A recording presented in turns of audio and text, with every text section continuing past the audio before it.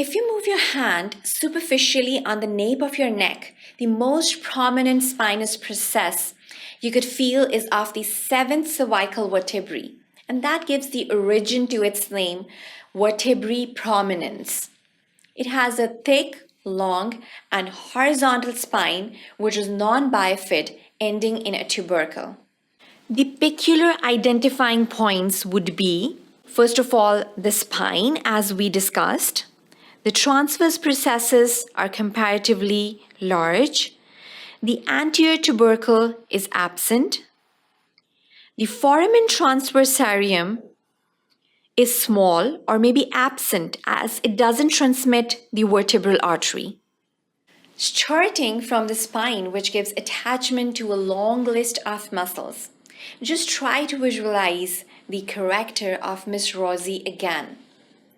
The mnemonic would help you with that. Miss Rosie likes to see sunrise.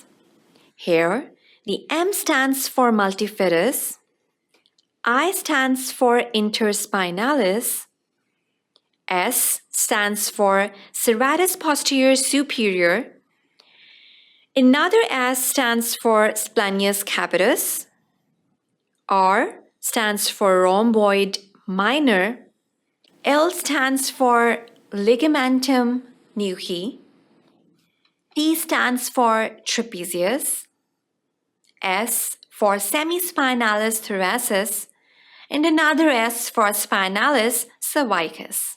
The transverse processes proves attachments to the levator costarum.